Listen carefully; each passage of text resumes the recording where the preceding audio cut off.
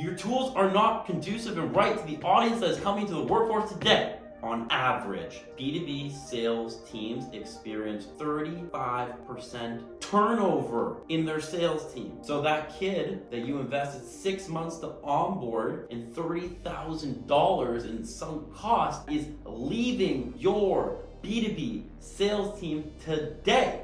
Young Gen Z millennials want to work remote coming out of school. Correct. Don't want to work hybrid schedules. Don't Correct. want to come into the office. Mm-hmm. Sales teams, with the current tool set that they have today, are already disengaged and are already detached. Yeah. That is the problem that we're solving, what we have created on the front lines through Greencube, the first AI prospecting platform that delivers leads, empowers the sales manager to prospect and manage and create audiences with that BDR, that SDR. And the proof is in the goddamn pudding. Because guess what? I can't sit here as a CEO managing a sales team unless this product works for our own sales team. Test mic 1, mic 2, mic 3. Check 3, check 4, 5, 6, 7, Check, 8, 9, M's in my bank account. Oh God.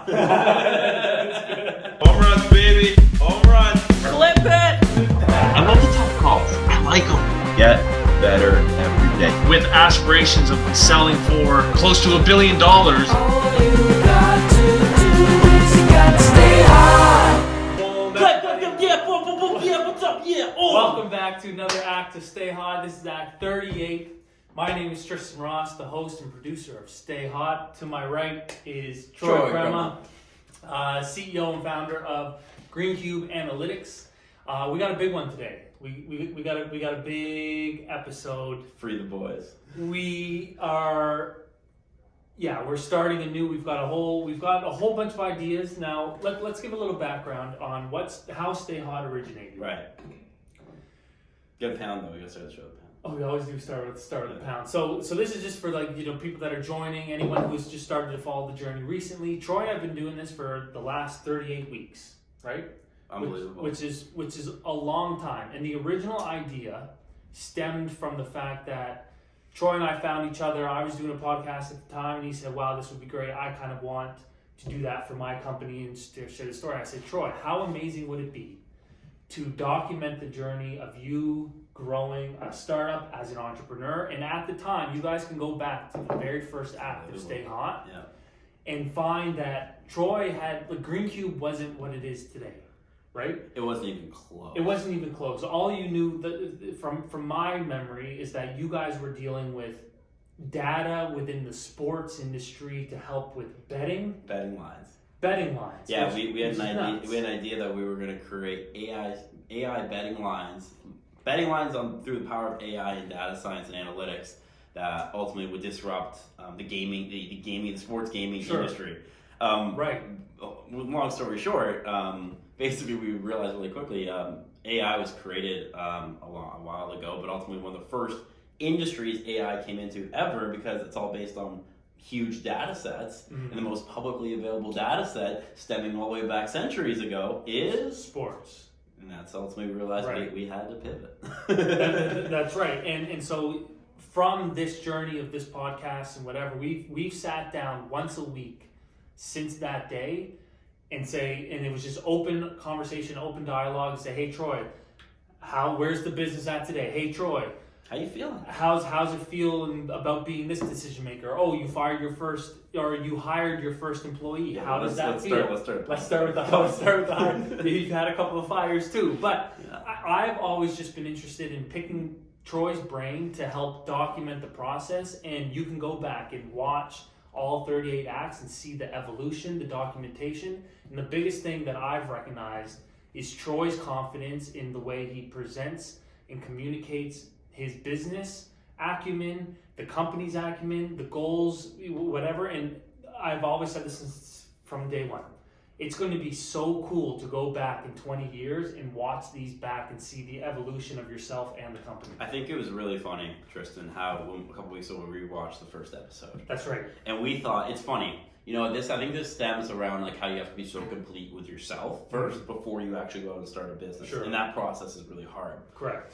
I thought we were going to look back at that first episode and go, this kid knew nothing. Right? That's right. But we actually went back and looked at it and went, he didn't have the he he didn't have the fine-tuned skills and the business acumen and the dictionary No. and on that front to be able to go out and actually to create a difference in that industry. But he had all the right basically check marks from a morals, a morality, a vision, a fundamentals perspective. That's right. Like the fundamentals of what I was saying at the time that really maybe wasn't.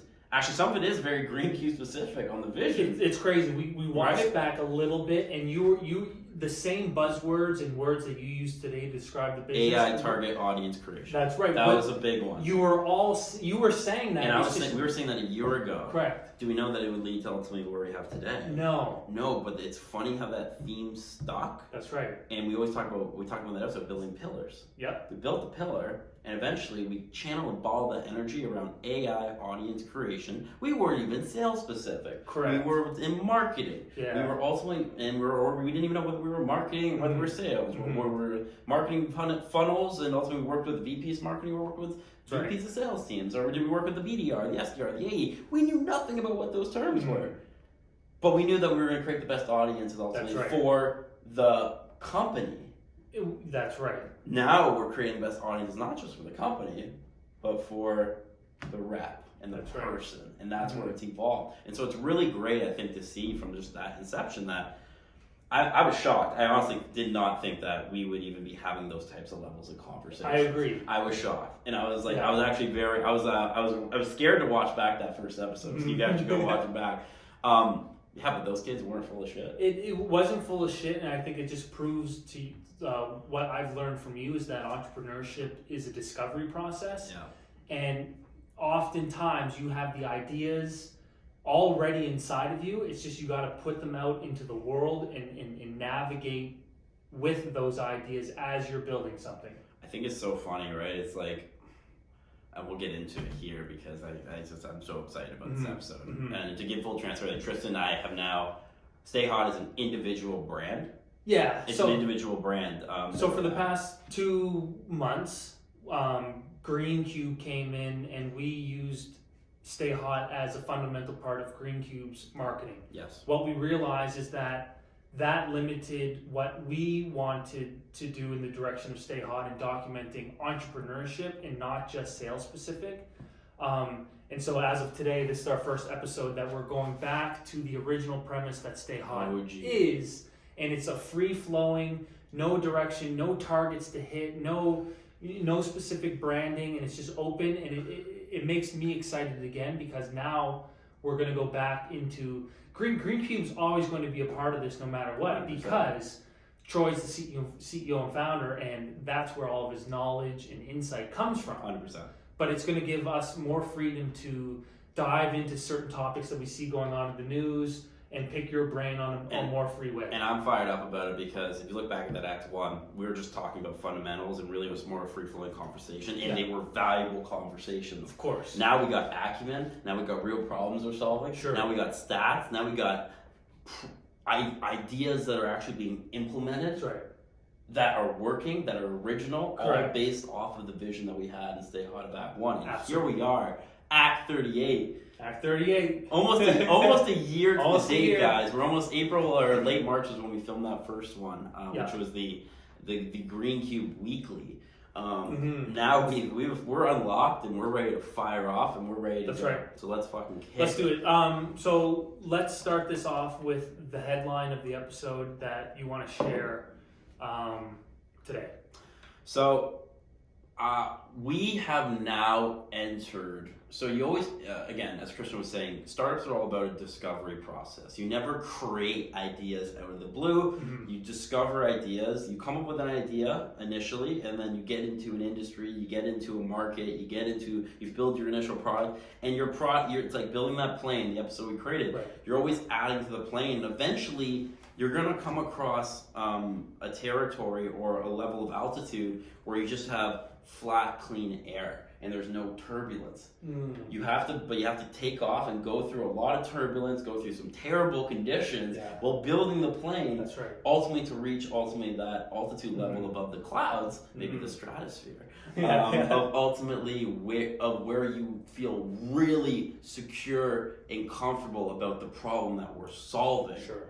Not just because of some stat or some statistic that you've read and it's backed by McKinsey or Bain or all these or major different sales publications and organizations like HubSpot or Salesforce. Right. Not just because of the number that you see as a stat, but because you've actually seen on the front lines every day the issues over the last year that this is causing. Yeah. And what we've realized, guys, is that the big theme of this that we've discovered, and we've been told this over and over again, is that sales processes and sales enablement tools are created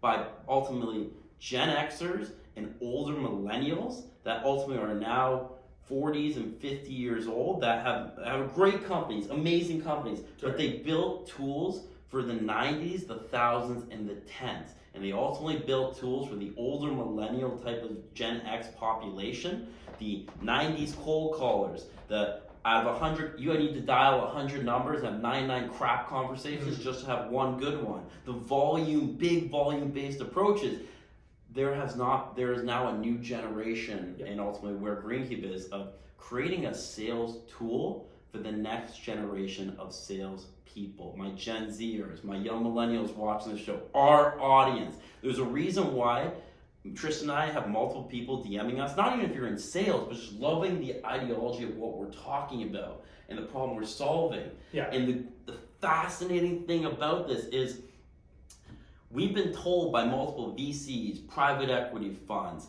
CROs that established businesses that were those 90s, 10s, the thousands and tens basically people and decision makers that you're in a really competitive space and this space is ultimately filled and there's already tools in place. We got our CRMs. We got our lead generation databases like ZoomInfo. We got our sales engagement tool. And this is our tech stack and this is ultimately the sales enablement tech stack that we're going to ultimately implement. Well, guess what, guys? It's not the right one for ultimately this generation of people that have come up. And Greencube has created an AI prospecting platform today that is ultimately built for the next generation of salespeople, speaking to my Gen Z and my young millennial SDRs, BDRs, and AEs that are ultimately out here. That fires me up so much because it's the same age-old theme that you see history repeat itself every single time when it comes to innovation. When there's something new comes out, there's always a generation that is adverse, hesitant, quick to dismiss and say that's not going to work, that's not what's effective. Like, I always think back, and I wasn't here for it because I grew up with it, was you hear stories all the time when the internet was first introduced to the world and people said it was a fad. Yep. Now you can't go anywhere without interacting with the internet, and if you are, then you're not living in the society that you are today. So how are we supposed to hear with people within the sales world say that, oh, the tools that are already in place are the ones that work and are going to work? It's the same way of it's the way that the media is also evolving when it comes to social media. 100%. People said social media was going to be, I don't know what they said, but you're seeing new platforms like TikTok take place, and there's always, like, even my generation is feeling it too. It's like, oh, TikTok's for little kids. Well, guess what? If you're not on TikTok today, you're losing out on a massive opportunity to discoverability and organic reach. And also you're missing out on the next generation of consumers. Correct. Who are eventually going to become decision makers at top companies. And I think that's where we actually are starting to see it now. A lot of the younger millennials are going directors of sales, directors of BD roles. They're elevating, they're climbing. And they've realized how hard prospecting is and outreach is. Right. Currently with the tools they have. So you can't teach and ultimately, or you can, but again, do your 3-month, 6-month onboarding process to try to bring someone up to speed. You know, people aren't even expected in sales as young BDR SDRs to even be hitting or reaching any type of output for 3 to 6 months. They are in training. training. That You're seems dropping $30,000 on a person that Sure. has a 0.3 second attention span. That you're ultimately saying, I'm gonna get a 0 out of that person until day 180. And then guess what? What we've realized is that those people that you spend all that time training are picking up and leaving. So so we've ultimately now seen over the course of the year with Greencube especially, we've worked with tens of now probably approaching close to 100 clients that we've worked with. They're not currently with us still, but that's all part of the ideation phase and growing a business. You're going to have churn. And that eventually leads to creating an amazing product that we have today that we're going to go get all those people back. I'm going to go get them back. Terminator. It's coming up in the story. But ultimately, we saw this issue that sales teams are more remote than ever before. We talked about on a couple episodes ago how young Gen Z millennials want to work remote coming out of school. Correct. Don't want to work hybrid schedules. Don't Correct. want to come into the office. Sales teams with the current tool set that they have today are already disengaged and are already detached. Yeah. So now put remote working, knowing nothing about sales, how to write an outreach message, how to prospect, how to do any of that, and layer that in to say, hey, you also have to go through a 6-month onboarding process to learn how to basically drive results for your business. This is where ultimately the problem that we saw, and we saw because we were running a campaign for multiple sales reps, and we get a call from the VP or director of sales saying, yeah, David's no longer with the company, or hey, you know what, Jessica left, or hey, this person left. And this was a common theme. It wasn't just monthly, this was weekly, sometimes daily, we'd be onboarding new people. Sure. So this is what we saw and what we discovered, but we didn't know how fucking dire this was. This is dire. So we now have created a sales tool for the next generation of salespeople and ultimately a prospecting platform that is more intuitive to date than LinkedIn Sales Navigator. You should not do any type of LinkedIn prospecting through LinkedIn Sales Nav. You should use the Greencube platform. And I'm not being biased. This is being told on every single sales call that I have from the next generation of salespeople in this organization. And guess what? You can't just build the standalone platform. You got to play ball with the market. So we integrate with CRMs. We integrate with your current and sales engagement tools. But we're saying to you, hey, this is a way more impactful, intuitive tool to be able for your salespeople to start to go out and do personalized outreach at scale. Sure. And now where we're at, which is ultimately the glorious stat where we're at, like the fact that we've been at this where salespeople were leaving, we saw it on the front lines every day, discovering something on the front lines, that salespeople, especially young Gen Z millennials, are leaving. So I pulled this stat. I actually didn't know this stat was that big before this episode. It's nuts. That big. So according to HubSpot in 2020, on average, B2B sales teams experienced 35% turnover in their sales team. So one of basically every 3 people on your sales team within the first year are leaving. So that kid that you invested 6 months to onboard and $30,000 in sunk cost is likely 1/3 of that. So if you only get his opportunity cost, that is $10,000 annually. That's $20,000 in opportunity cost that is leaving your B2B sales team today. And that is average. Across all B2B sales teams. Now, according to Serious Systems, sales turnover in some B2B sales companies, specifically B2B tech companies, is as high as 67% sales team turnover annually. So now that 6-month process to onboard people and bring up in your company and nurture and ultimately bring that person into your company to perform, not just 1 of every 3, 2 of every 3 of your sales force. So now there's now a cyclical cycle where you can never recoup because you have constant turnover and unproduction of trying to onboard new people and bring them up to speed on existing sales enablement tools. That's right. That guess what, guys?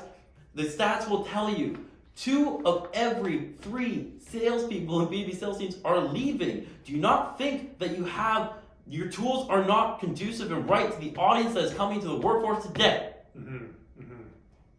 That is the problem that we're solving, what we have created on the front lines through Greencube, the first AI prospecting platform that delivers leads, empowers the sales manager to prospect and manage and create audiences with that BDR, that SDR. And the proof is in the goddamn pudding. Or the stats. Not the stats, the pudding. Because guess what? I can't sit here as a CEO managing a sales team unless this product works for our own sales team. That's right. And that's something I've always brought up. It's like, hey, if you say you have a product that's going to solve problems for other sales teams, shouldn't it be solving problems for your own sales team too? So let's tell a story about Anthony. Shout out Anthony. Shout out Anthony. We love A Boogie is what we call him. NFT crypto god, hashtag crypto god, hashtag NFT dragons. Let's go. He loves that stuff. Story about Anthony. So Anthony interviewed with us, and this is where like it goes back to when we hired Joseph in that interview with Joseph when we hired the UFT pizza maker. That's right. Philosophy major. Remember that. I don't know what act it was. I don't even know what school Anthony went to. Okay. He jumps on, and I'm listening to this kid talk, and Aiken jumps on too, and we ask a sales question. And Aiken's super analytical, and she knows everything to know, and she does the right interview process. I do the wrong one. But hey, sometimes the other one works out. So I'm listening to this kid try to pitch me on sales, and he's talking about stuff that I know now. He reminded me a lot of myself because he ultimately, what he did is, I knew this guy knew nothing. Zero about sales. Love you, Anthony, but you knew nothing.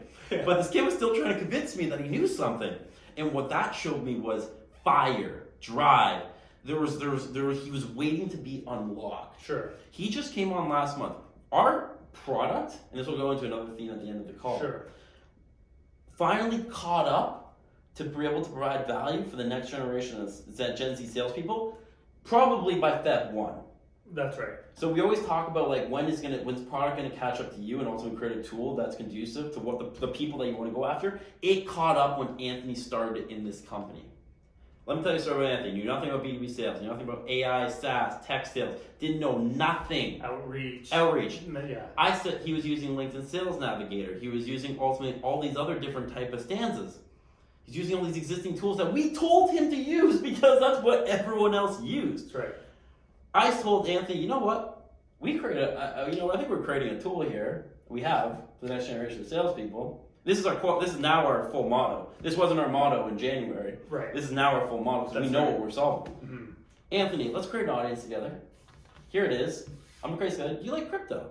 Yeah, I love it. Do you like what else do you like? I don't know, he likes NFTs, he likes all this stuff. So I'm gonna put those in the interests and skills of people that ultimately are VPs of sales, business development, sales managers, mid-market to upper size in our target audience. That I'm gonna create an audience with you. Correct. And guess what, Anthony? Greencube is gonna deliver you your 10 best leads, and then this is ultimately, I'll teach you some quick fundamentals. Personalization, pitch, purpose of how to write outreach messages. But it's on you just to connect with that person on the other side and just get that demo book, buddy. And that's why you went at Anthony's interest, NFTs, crypto, whatever, because if he can find a commonality with a potential prospect, me creating an audience with Anthony is a fucking game changer for any sales manager. Because today you have a remote sales team, you give someone LinkedIn Sales Navigator, they spit it in an audience, you get 10,000 leads back in your search. Right. What is a Gen Z good millennial salesperson going to do and know how to navigate 10,000 leads? Yeah. How do you know how to prospect that? Sure. I swear to God, I have ADHD. I looked at that and I went, okay, I'm going to look at the first 3. And that's it. That's right. Right? That's right. That's it. So with Anthony, we create the audience. So here's your 10, buddy. You just go hit those 10. Just hit all those 10 and see how many. All I want you to do is follow our 3 Ps, but be yourself and go try to connect with them. Correct. This kid, now, he's worked here less than a month. He knew nothing about outreach or sales. He is originating in deal flow to our pipeline. $25,000 USD per week. Yeah. Week! And he knew nothing about sales or SaaS. And so when you have a young Gen Z millennial salesperson coming to sales that knows nothing about sales, what is a platform and a tool? You need a tool or a platform that is a tool that they can understand, use, touch, feel, easy to use. And that platform is ultimately the Greencube AI prospecting platform for the next generation of salespeople. We don't care what the CRO that is 40 or 50 years old, we care about your business, but we don't care what you're going to tell us because you're going to be coming back to us within the next year needing a tool like this. Mark my words, because we already have them now coming back to us. And their sales team's not getting any younger, or it's not getting any like. And Tristen, what is the stat on HubSpot that ultimately is affecting sales teams nowadays? Yeah, 35% of So your you sales can't teams argue are this. You can't argue the numbers with me anymore. Right. You can't argue the problem that's going on in your org. Because guess what, buddy? You already know the problem, and I got the medicine for you. Here you go. It's mind blowing because that's a great case study of someone who's new to sales, brand new to sales, Or like brand new. like very new, and is able to generate $25,000 a week in pipeline sales. Yeah, $300,000 US the kid is on average to generate this quarter coming up, and without knowing how to prospect, outreach, anything, just leveraging the Greencube tool as a starting point, and then him ultimately feeling so empowered as a salesperson, getting that gratification, feeling successful. Because guess what, Gen Z millennials, we just care about getting paid. And we just care about ultimately having success. And this platform allows you to have that kickoff starting point to have success as a Gen Z millennial salesperson. Sure. And it's just more intuitive and way better than any other prospecting tool that we've come across. I think from my experience, recently graduating from university in 2019, there's almost this pressure to start making real money because in my experience, I've always been friends with people a few years older than me. Right. All my best favorite teammates were 2 years older than me. I have a couple of girlfriends here in the city that have graduated. A couple. Female friends. Should we shut her up? They're actually salespeople as well. But so I've always all my friend group, and there's always been this pressure on me to start making all this money because you see your friends and they're making money and they're going out on social media and going on trips. And they're going to clubs, popping a bottle. Clubs, he's got a booth and they're just living downtown Toronto. We got those chains and the drip. We got the All Saints gear. So we got there's the Fendi bags. And so with this social media culture and the culture that Gen Zs and millennials are growing up in, there's always this comparison online to get the next pair of shoes and drive the car. Did you buy a house yet? Are you with your boyfriend and girlfriend? Are you getting engaged with the ring? And where are you going to have your wedding? You know what? There's all this pressure. 100%. And so, you know what? It's funny, right? I used to fight that. I used to say no, so wrong to go out there and post that. That's not why are people posting that stuff? Now I'm going, hey, if you want that lifestyle, and if you want to go out there and get your bag, we owe it as business leaders to equip you with tools and equip you with structures for you to be able to go live that lifestyle and get that bag on day one coming out of school. So this goes into now our next topic of what I want to talk about, and this new commission structure that ultimately I've created here at Greencube for our Gen Z salespeople, Boogie, myself, Fran, and the next generation salespeople. Hey, if you want a job, we're hiring at Greencube. Come on by and start making some cash and bag today, guys. So quickly, as people know, and whether or not they do, I'm not a salesperson. I'm just getting into this world of sales through following Troy and documenting Troy's journey.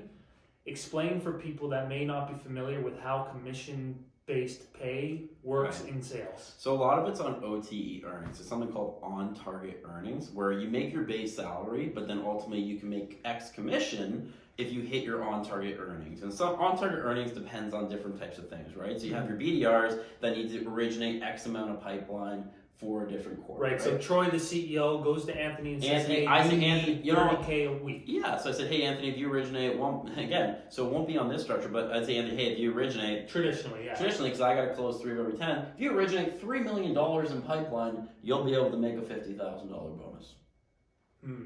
Based on your percentage earnings on top of that. Now, me hearing that in the shoes of someone with no sales experience, 50K is a thrown out number, but that's I'm just going off of capped commission structures on OTE earnings today, and how it's so flawed and not conducive to the people that are now working. $3 million to only get 50K. That's a thrown out number. Sure, but let's use it.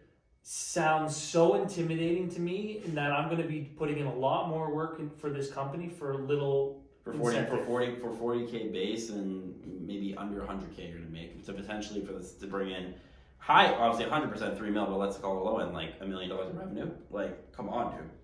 It's insane. It's very intimidating. It's I love that. I love that statement. So you said it's intimidating, Yeah. right? That is like when Gen Z and millennials get intimidated and they get their guard up. What do they usually do? They quit. Yeah, they either quit or they get They move discouraged and then They move they on. don't flip. Their confidence is shot. Right. So these tradition, and then ultimately like it's like deal originations for the BDRs. SDRs, it's qualification origination. For the AE, it's closing. Your percentage closes, right? So when you think about that now, you have a fragmented sales structure that are all based on different types of basic commission structure, Right. and it's not fluid. It's not connected. Mm-hmm. We're all listen. 1/3 is leaving, as high as 2/3 are leaving because of these types of structures. So what I said was, let's create a commission structure that incentivizes the person to make money today, that knows exactly, that allows the BDR/SDR and the AE and the full sales team to collectively work together to go make that bag and prospect and close deals as a team. The commission structure that I've created for the next Gen Z salespeople here at Greencube and the young and A Boogie and any other sales that come in is any deals that you originate into the pipeline, you get. I'll start off. Traditional SaaS commission structures, and we're pure SaaS now. This varies for different type of companies. Sometimes it's SaaS services, sometimes it's upwards of 20% because it's a higher ticket item. You're paying for actual human service. This is pure software as a service, no human, providing the platform, and they can also go out. Great thing about SaaS is you have amazing margin businesses, right? You can also make 80% to 75% margin on ultimately the gross revenue you have in the company. So when you have that margin, you should be paying people on average 10% commission on all gross revenue for a deal, on a deal that comes in. 10% you should make on SaaS sales. So That's consistent. if I bring in a $20,000 contract, Yep. I should get $2,000 of that. Okay, so now this is where my structure comes in. That will be the gross. So the 20K that you just said, Yeah. 2K or whatever that is, will be the gross commission. Okay. Because 10%, right? Full 10%. That's right. So now we have different types of salespeople that have different roles. A Boogie is still learning about the Greencube platform fully. He's still getting his feet under him. He doesn't have the confidence just yet to come on and close. Okay. Who does? This guy. Thank you. I've been at this for a while. I can close a lot of deals and I can do them efficiently, but I need pipeline. That's right. So how do I marry that 10%? I'm not taking the full 10% Because Anthony gave you that deal for you to close. So the commission structure works like this. On the 10% commission, you get 5% for deal origination. So whoever originates that deal, that's 5% commission on the gross revenue of the contract, and also 5% commission to the rep that closes the deal on the gross revenue. If you originate and you close the deal, which is what I've been doing for the last year, you get the full 10%, man. You deserve that because you brought it into the funnel, you worked it down the funnel, and ultimately you got that thing signed and you got that money on revenue collected. So this is the big thing too. Since we're a SaaS business, a lot of SaaS models that are out there, you bill annually up front. So when you think about that 20K contract, you will bill that up front and that will be in the bank when you go to invoice and collect. Okay? 20K up front. Up front in the bank. So really, the commission structure is just on gross revenue collected for that given quarter. So, A Boogie is originating 25K basically new deals in pipeline a month. That you still need to close. That I still need to close. Yeah. It works out to be about 300K total for the quarter at USD that he's originating. 3 months, yeah. He's originating that potential.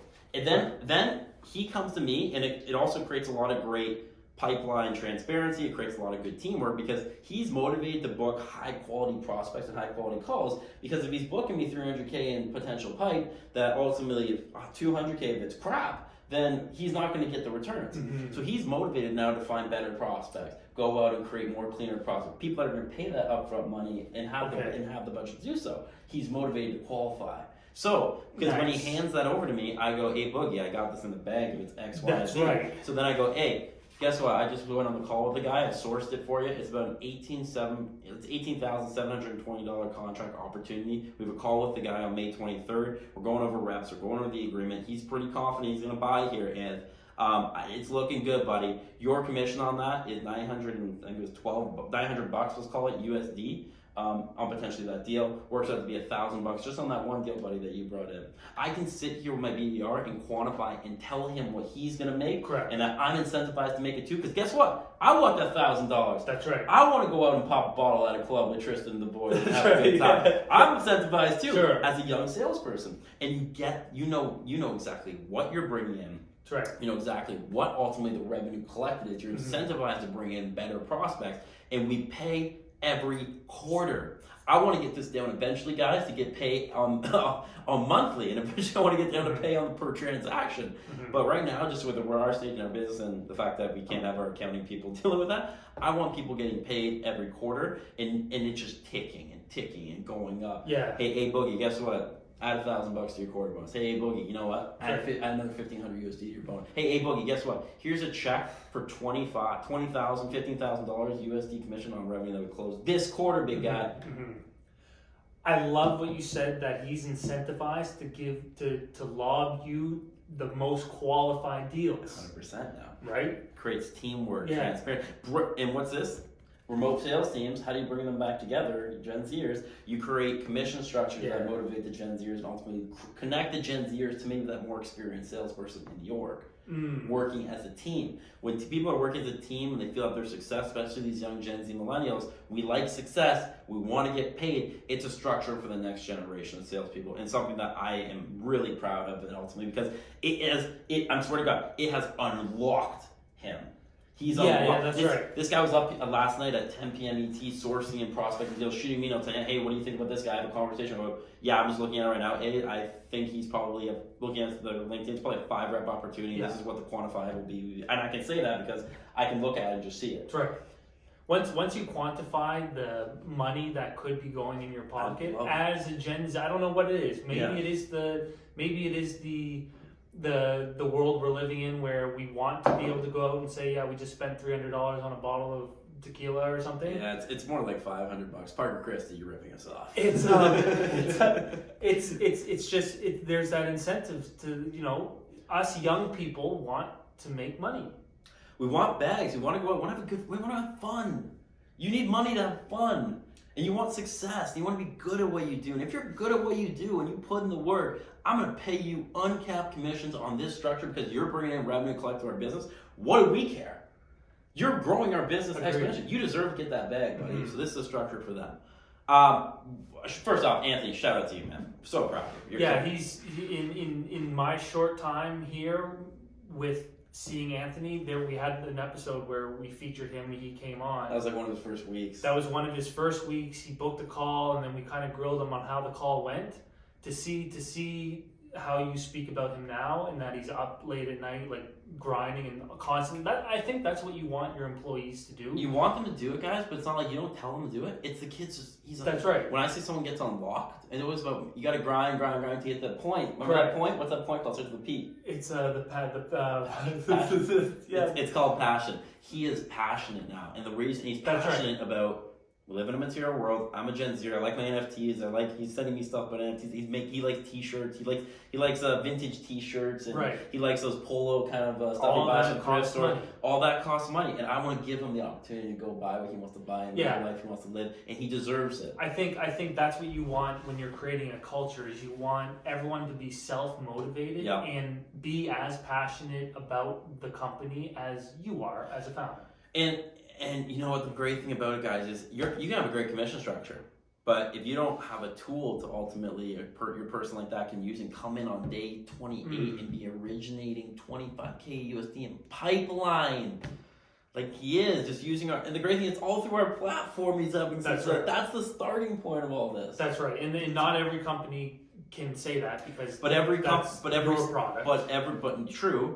sales team can use a product like this. Correct. Every sales team to help their salespeople to help bring their Gen Zers and get that success and help that 35% number and somewhere upwards of 6-7% turnover in an organization. Remarkable. That's a good segment. That's a good segment on incentivization commission structures. I think there's a lot of good stuff in there. Troy, you have written down here a story about the Terminator. Now let me give my background on the context that I know of this. You texted me one night and you said, hey, Tristan, I'm feeling like the Terminator. I just keep coming back. And I think you actually said this in an email to a client or investor or somebody who was kind of giving you the impression that they weren't going to go forward on the deal, contract, moving forward. It's just not the right time for us, Troy. So the context of it, and like full transparency, it was a stakeholder client that we were doing the old services on, right? We didn't have the platform that went live. So this is like Feb 15th. We think these guys are renewing on just the services that we did in the past. Okay. And they hit you with, we're not interested. We got blindsided. So again, this goes to show you like how much grit and resilience and confidence that you just build up over time, just based on sheer self-belief in that you know, hey, I got this. That's right. I got this. I'm that guy. I look at I'm that guy. I'm a fucking guy. Yeah. And you look at it and you go, that's something that, again, it happened to us last year, February, when we thought we were going to the moon on Twitter ad spend and Twitter DMing.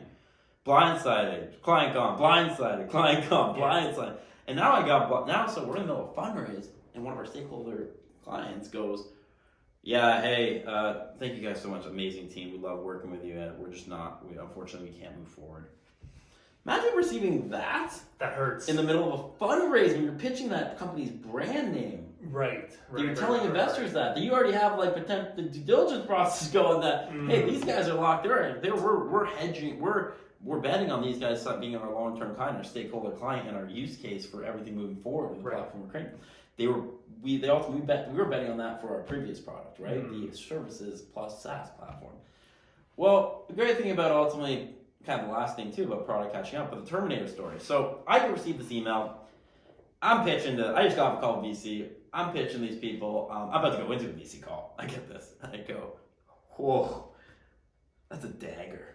You know, like when you're like playing basketball, it's like fucking 12 seconds left. Right. And it's a 1-point game. The guy hits a three and it's over. Dagger. That's what it was. But then I went, I'm going to go full Trace McGrady, San Antonio Spurs on him. And I'm going to shoot something back to him. I said, that's really sad. It's really sad to see you go. We love your stakeholder client.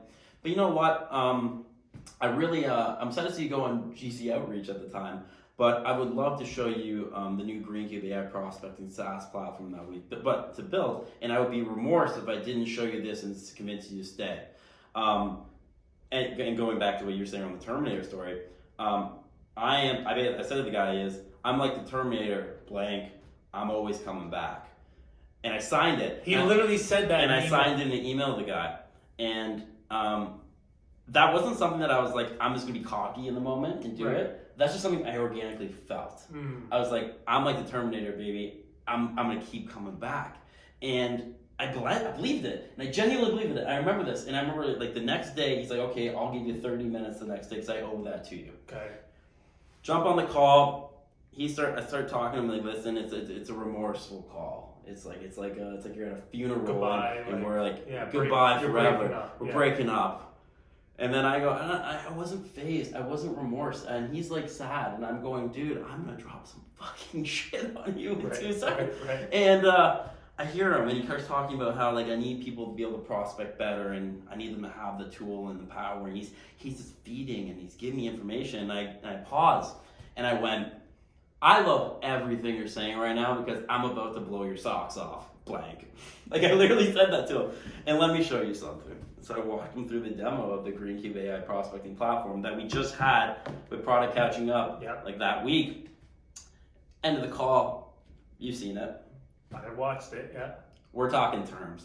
He's staying. We're here. And we finally close that deal. That's like grit of like not saying no or not accepting the no. There are certain we always talk about checkpoints in your development as a professional. We talk about checkpoints and not just as a salesperson, any type of role you go into, you come across stuff where and then that's where that hurdle wall, I posted about being a hurdle wall and ultimately that, you know what, sometimes the wall is too high to jump over the time, that you just gotta run fucking through the wall. And that was a moment where like, I'm jacked, I got momentum, and I'm just gonna run through this, and we're gonna make it happen. I'm not hoping he stays, I'm gonna make him stay. He's gonna make, it is like a little kid, when you're like a kid, like you're like a little kid, and you keep playing, and mom tells you no, and dad tells you no, until mom tells you no. That's right. And I didn't hear the no. And so I came back and I was like, you know what? He's saying no. But I interpret that as, you really like me and you want to stay and I got something for you that's going to make you stay. Mm-hmm. And I showed that to him and I read that pitch and I did everything like that. And I came out of the call off terms and I screamed. I was so immensely proud of that call, not just because of how important it was to the business, right, but just how proud I was of me. And I think not every salesperson could pull that off. No, but that's why I told you, like, I'm that guy.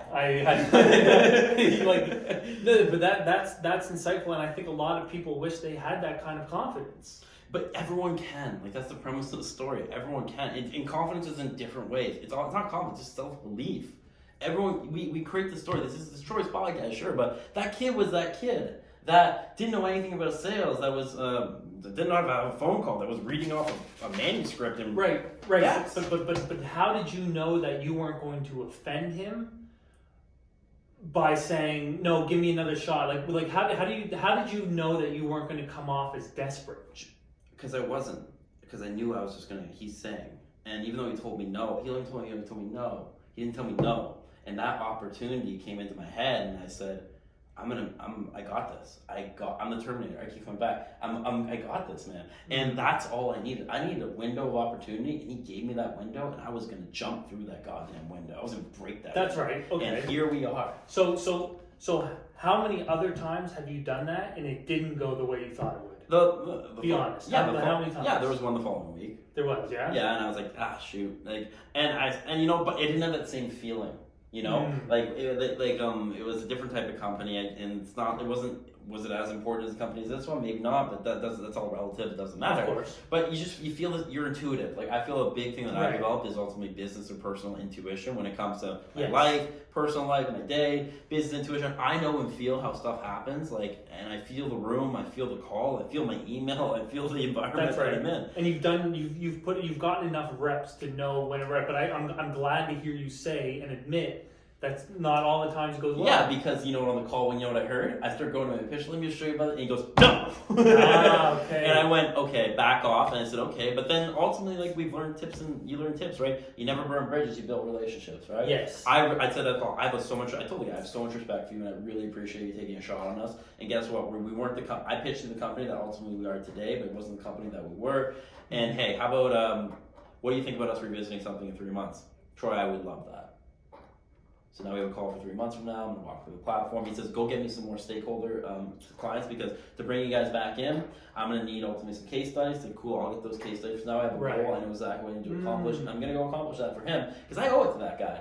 I feel such like a genuine, with prospects and with other people and clients on the other side, especially when you're starting out, I have so much admiration and respect for every single one of them, because they're investing their own money, hard-earned money, and their capital raised and time in me and in our company and in what we're building. And this and the people like shout out Graham at Rice Effects, the people that like are still with us from like the summer of last year. Which if you look at that evolution, today, they're along for the ride with you. They're just belief. And now finally, it goes back into the last idea of what we have here, right? Yeah. That we have. The ideology of an entrepreneur and a great entrepreneur is the product never catches up. And what I mean by that, and people might, listen, that affected me negatively for a long time, because as a young millennial Gen Z entrepreneur, you want things now. You see a vision, you want it now. You see this, you want it now. Right, or you have an idea and you think and you can make it now. Is the idea. And the idea. And what I realized is sales, it's such creating a business, such a discovery process as you go through this. Your product should never catch up. And that's the ideology that you catch up to what? What you're selling in your vision. The vision, If your product catches up to your vision, you have a product that in a business that's vulnerable. If your product catches up to your vision, then you have a business that is vulnerable. If you're not constantly innovating and coming up with new ideas to make yourself better. Michael Jordan, best player in the league. He was the best player in the league in 91. By 99, he's a different player, he's a better player. But he was still the best player in the league in 91. The best player in the league in 91 will not be the best player in the league if that put that player in 99.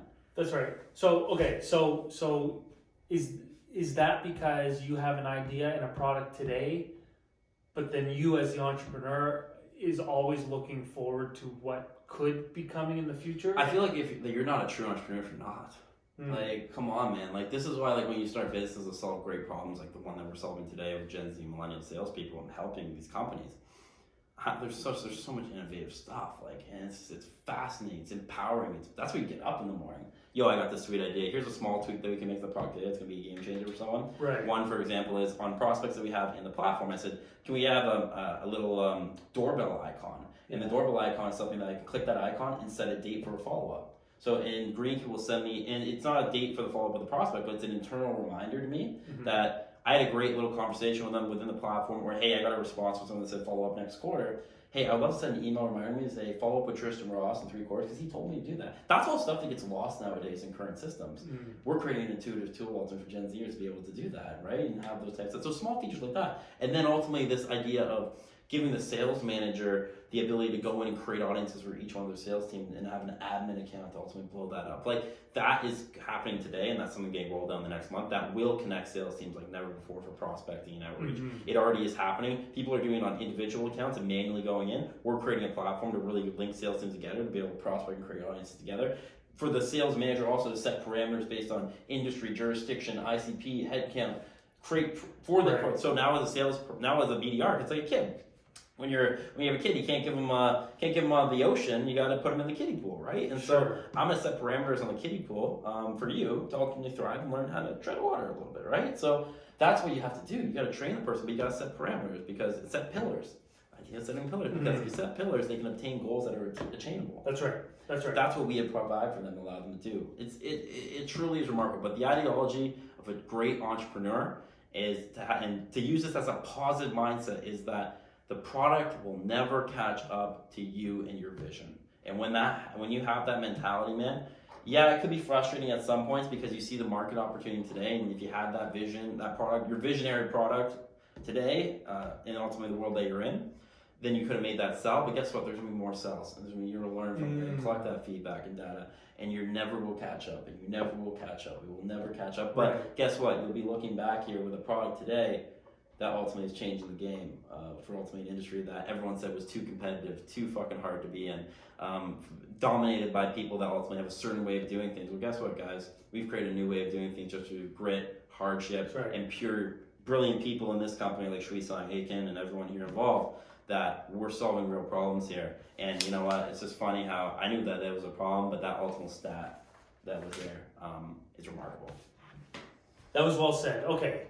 Troy, I want to wrap this up with a study that I came across. Yeah. These are always fun for me because I like to see your perspective on these stats and statements and how it relates to your world and you with your vision as a CEO entrepreneur. So I'll just read through this quickly and then you give me whatever comes to your mind first. This one's specific to entrepreneurs, so I think if you can relate it. I'm gonna do your layup. So if you can relate it to yourself, that would be good. So a Gallup study of, call it 1,400 employer entrepreneurs in the US found that 3/4 of them had limited to low levels of delegator talent. So in normal terms, that just means that That's funny. That's a good stat. 3/4 of them aren't good at delegating. That's why this just goes into, man, continue on. Yeah, let's finish this. So yet Gallup cites being a delegator is among the top 10 talents of successful business builders. So another study by the company, which looked at the talent profiles of 143 CEOs, found that those with high delegator talent generated 33% greater annual revenue than those with low or limited levels. Yep. So there may be many reasons for a person that finds delegating difficult, with including guilt, meaning should I not be doing this myself, and a false assumption that passing over work won't ultimately result in time-saving gains, meaning it really will just be quicker if I do it myself. But this is a fundamental misunderstanding of what delegating will actually achieve, which is to claw back time in your week, and time is the currency of knowledge work, and to conserve your energy and focus for higher value tasks that will help you to grow your business. Oh man, I love that line. Time is the currency of knowledge work. I'm starting using that in my pitch. There you go. That's because what you're building, that's what we saw. Greencube is Solving for that. saving time. But that's it. Wow. So where do you think is your delegator skills? Is it high, medium, or low? And let's just start with that. I'll go with low to mid. Low to mid, really. You have to, man, because this is why remember we talked about, and I got told last year that Troy, you're not a CEO today. Remember I got told by that by mentors? You're not a CEO today. So how do you start a business? Yeah, and you put all this work, you're grinding. You're not a CEO. But there's a common fact and stat that a large percentage of founders or co-founders never become CEOs. Wow. That is a major stat. I don't know what the number is, but it is pretty. It's very similar to Okay. this, right? A large percentage of co-founders never become CEOs. And it's a thing, right? Because businesses evolve, and when businesses evolve and you grow and you have teams, it's factual. No one is going to create 100 million, billion, trillion business when you get to those sizes by yourself. Correct. You never will. You need people. So where can you first remember understanding how important it is to delegate? And did you feel guilty, or do you feel guilty when you delegate, or do you have conflicts with yourself where, oh no, I'd rather do this myself because I can do it better? I don't feel guilty delegating at all because I'm confident. Listen, I believe I'm the hardest working person in this company, as any leader should be. Yes. I know that for a fact. Yes. You see my times. I mean, Correct. it's not about an hour out, but I just feel like I'm just so emotionally invested in this. That's that right. I am that person. So I don't feel, when I delegate something, I don't feel bad by it. I think where I needed to develop a lot, and what I've developed and really begun to develop, is trust. Yes. That's a big thing. So trusting the skill sets and the people around you that you're not going to have to go redo it. Or that you're not going to. That was always a big thing for me. I was like, I'm going to manage the decks. I'm going to put together the materials. Yeah. I'm going to do everything from the sales process. I suck at decks. I don't like decks. You know me. I'm a thinker. I'm a guy. I like putting together some processes. But like, I need someone like an Aiken and Shuisong to process everything and put it all together. Right? That's why we're a really good team. So I learned to, listen, we did not get along at the start because we're different people, and I was trying to hold everything here. And what I realized really quickly was I can't do customer relations. I'm a sales guy. I want to bring a new business, and I have to focus on generating and growing that revenue number and the vision. Right. I can't be looking at the past of my business. I can peer back my blind spots, but I can't pivot the car. Pivot the car going backwards. So what did I delegate? Customer service. Right. Then ultimately, what else did I delegate? Onboarding. So I'm not a process-oriented person. Now what do I? Now I'm in a role now where I can just sell and do what I do best. Then ultimately, what else did I realize? We're raising money and fundraising. I know how to create financial models, but not to the acumen of someone who's done 7 or 8 years of investment banking like Aiken has. Sure. Delegate. You have to go trust people on what they're good at. And that was something that I learned to develop a lot over the last year because, and honestly, I'm really proud of that. And again, Anthony, for example, right? I delegated, because we're raising money right now, I don't have the time to do full-on prospecting right now, right? I'm not a full-on salesperson, but I needed someone to come in and perform and do a good job. Correct. Anthony, I got to delegate a piece of 20 call. You got to originate 20 deals this month, ultimately through your platform. I need that 20 in for us to even just come close. I'm gonna close fucking 67% of them, but like I need that 20 mix. I just don't have the time. Correct. I don't have the time in the day. You needed someone to support you. Delegate.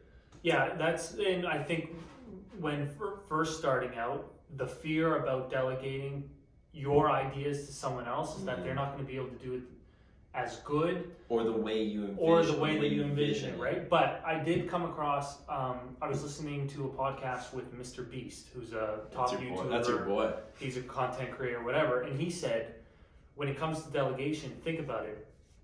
If you as a CEO or founder are juggling 5 different things, that means you can only give 20% of your time to each of those things. So fast. But if you delegate one of those things to somebody, they can then put 100% of their time onto that thing. Yeah. So when you compare their 100 versus your 20, they're going to be able to do a better job because they're putting all of their time and effort into it. And that's why great CEOs surround themselves with the best talent, the best people in the roles that they're in. That's right. That's it. And the funny thing is when you're in a startup, right? it's really hard to build that trust because you're not hiring the 40-year-old CFO or the guy who's been at this thing, Sure. like that traditionally like a public markets person. Sure. Right? You can't hire the person today of what the vision of where you're going and what you want. You can't hire that person right now. Correct. So you got to work with what you have and build trust with those people and uplift them and grow together. Mm-hmm. And that was a process that we've gone through painfully as a team. That's why our team's so tight. Yes. Our tech team, our ops team, and our sales team, we're all so tight now and a great culture because we know that we're all not the people maybe of the vision that we're going to become. That's right. But ultimately together and collectively we solve problems together. And that's a huge thing when you start a startup. You have people around the hoop that have different skill sets, do things differently, but solve problems not just for today, but tomorrow, the next week, and everything else. And not get discouraged by that, but just keep, like the Terminator, where you just keep coming back. Yes. You're going to the moon. I think too, and just to wrap this up, is that the worst thing that happens once you delegate something, it doesn't come back. That allows you to say, okay, that's not what the standard is. It's like people, in my mind, it's like, oh, I think that if I delegate something to somebody and they don't do a good job, then the world's over. It's not. It's just another decision. It's another turning point. It's another building lesson. It's another opportunity to grow and learn and reevaluate and then go again. And that takes great leaders and great mentors to instill that in your people. Mm-hmm. I had that. I try to instill that in Anthony and everyone around me now. That's right. And listen, when you empower, we always said that when you empower people through themselves to collectively work towards a goal together, you have something pretty special. And you can create a platform like this that is solving real world problems, and it's remarkable. So listen, I really appreciate it. That was fun. That was a fun That episode. felt good. I'm excited to see next week when we check back in the progress that you've made, Anthony made. You know, I think this could be a fun little thing to keep updating the audience on the progress of a new salesperson using a new sales tool for the next generation And of entrepreneurs. We'll get them in here. And just update them on the process. So Troy, that was hot. Stay hot. Stay hot, Trist. 38. Stay hot, baby. Clip it!